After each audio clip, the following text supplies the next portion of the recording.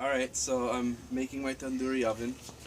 So what I've got is 3 pots here. The larger one is a terracotta pot. It's about 14.5 inches.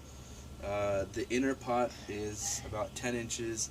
And then the top, which I sawed the bottom off, this was about 10.5. This was a bit wider, and I wanted a wider one as opposed to a longer one so that I could have a bigger opening in the top. And then what I did was I took a small saucer and I drilled some holes in it. And this is where I'm going to put the coal, rather than putting the coal on the bottom of the inner pot. That way there's some circulation, some air circulation between the saucer and the pot. I drilled a few holes on the inner pots and on the outside base pot as well, just to improve that air circulation. As you can see, I have it set on 2 bricks and on top of this concrete here slab to protect the deck. Underneath I also put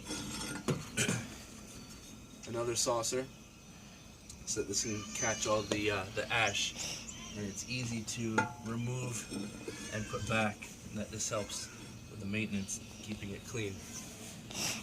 The lid is here, right here, and I actually just marked it so that I knew exactly where it would fit the best to kind of just keep it closed securely like this. And I did test all the pots for lead. They are lead free. It's very important, at least for the inner pots. The outer pots is not so bad, but the inner pots you want to make sure that they're lead free before you do any sort of cooking. Alright. The next thing I'm going to do is I'm going to fill the inside with some vermiculite, and then we'll take a look and see how it is. Alright, so I've completed adding the vermiculite around the outside of the inner pots. And the vermiculite, if you're not familiar with it, what it will do is it will help absorb the heat to avoid the outer pot from getting hot, and also to help it prevent cracking for the outside pots. The inside pots, they may crack a little bit. I've heard that if you soak it a little bit first or wet it before you start, that will help prevent cracks, so I'm going to give that a try before I fire it up. If you're not familiar, if you take a look over here on the inside, you'll see the vermiculite filled up to the top, and then I covered it with natural sandstone just to hold the vermiculite down, because if you look at vermiculite, if you've never seen it before, it's very, very light. It feels almost like even lighter than sand. It's even lighter than birdseeds. It's just very, very light, so with a good wind, it'll get blown away. So what I did is I layered on top of it the natural sandstone to weigh it down so that it doesn't blow away. And I'm hoping the natural sandstone won't get too hot. It'll be okay. That the vermiculite will do its job and absorb most of the heat.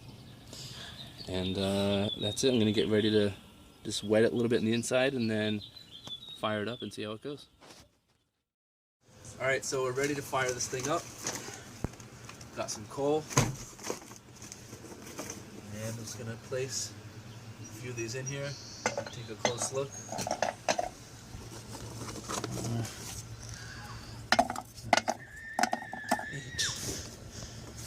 Put 9 of these in here, that should be enough.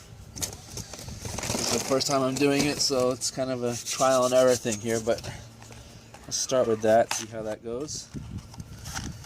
And then I'm going to step back a little, I'm going to like this. Get that lit, come take a look at it. Looks like that kind of went out.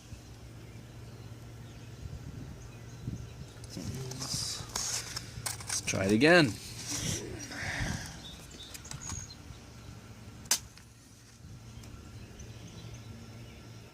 There we go. Now it's catching. Let me grab those other 2 out of there.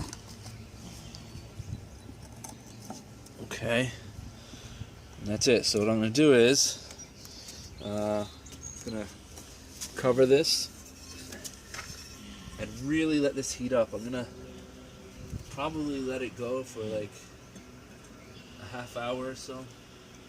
Just keep an eye on it and see, maybe 40 minutes, and then give it a go. Get some meat. Alright, so the coals have been burning for about 45 minutes or so.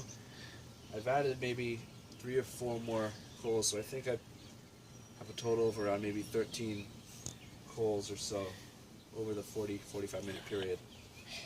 Like I said, it's going to be trial and error to see what the right amount is for this. But one thing I did notice that I did was every time I put the lid on, the flames would die out, or die down a little bit. And the first time around, the coals actually looked like the flame was dying. So I drilled 2 more holes in the. Ow, that's hot! Don't do that. I drilled 2 more holes in the top of the lid just to improve the air circulation. You can see 2 more holes. So after about 40-45 minutes, I think this is about hot enough. So I'm gonna try sticking some chicken kebabs in here. Tandoori chicken, actually. So if you want to come closer, you can take a look at how this is gonna work. I'm gonna stick them right down. I'm just gonna actually stick them here. See, because I have a larger pot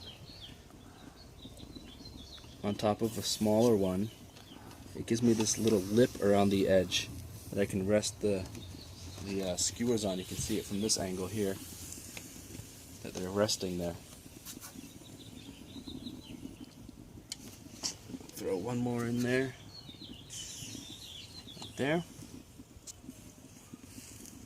And I'll let these cook a little bit. Okay, and we'll come back and take a look. Alright, so these have been in here for about